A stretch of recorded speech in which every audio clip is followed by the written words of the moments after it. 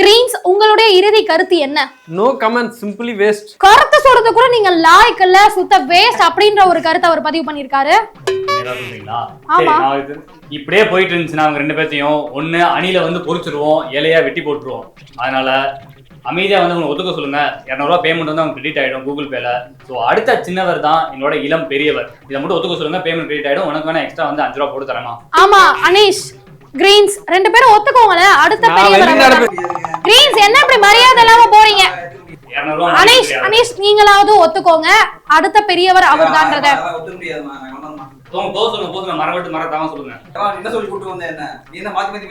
சரி அனீஷ், சரி அனீஷ், தயவு செஞ்சு முடிச்சிடலாம். அனீஷ் ஒத்துக்கோங்க. அனீஷ்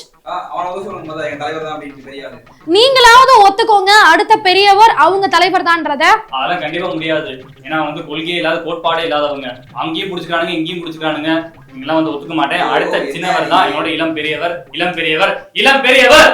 சரி, இந்த கருத்து வந்து இந்த விவாதமானது ரொம்ப நேரமா காரசாரமா போயிட்டு இருக்கு. இவங்களும் விட்டு கொடுக்க மாட்டேன்றாங்க பெரியவரை, அவங்க தரப்பினரும் விட்டு கொடுக்க மாட்டேன்றாங்க பெரியவரை. இதுல கிரீன்ஸ் வெளிநடப்பு வேற செஞ்சிருக்காரு. யாரு உண்மையான அடுத்த பெரியவர் அப்படின்னு நீங்க நினைக்கிறீங்கன்றத மறக்காம இந்த பதிவினுடைய கமெண்ட் செக்ஷன்ல சொல்லிடுங்க. இது போல காரசாரமான அடுத்த விவாதங்களோட உங்களை நான் சந்திக்கிறேன். நன்றி.